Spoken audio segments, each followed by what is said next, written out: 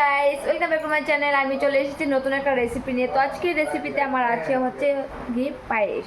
তো আমি আজকে বানাবো পায়েস।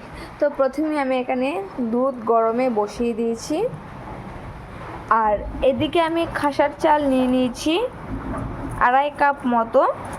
এখানে আছে 500 দুধ। তো এখন প্রথমে চালগুলি ভালো করে ধুয়ে নেব।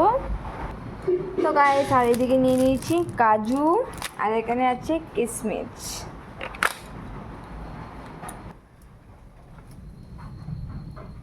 তো গাইস, এখানে দুধে আমি তেজপাতা দিয়ে দিয়েছি কয়েকটা। এখন আমি চালগুলি দিয়ে দেব।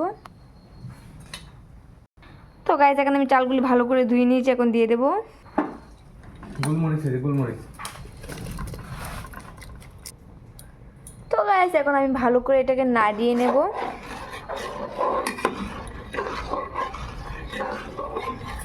তো গাইস, আমি প্রথমবার বানাচ্ছি পায়েস, তো তার জন্য একটু বেশি ভয় করছে, কারণ এর আগে কোনোদিন বানাইনি।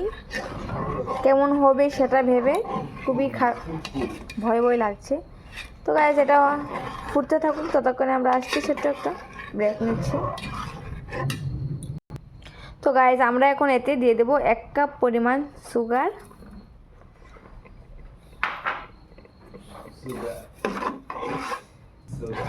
এটাকে ভালো করে নাড়াতে হবে, না হলে নিচে দিয়ে পুরা লেগে যেতে পারে। তাই জন্য এটাকে ভীষণ করে নাড়াতে হয়। তো গাইস, মোটামুটি প্রায় হয়ে এসেছে।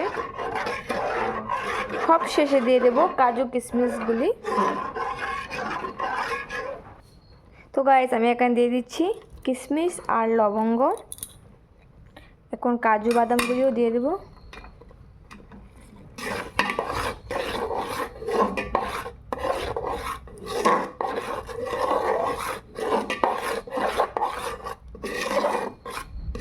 আমার পায়েস মোটামুটি প্রায় হয়ে গেছে।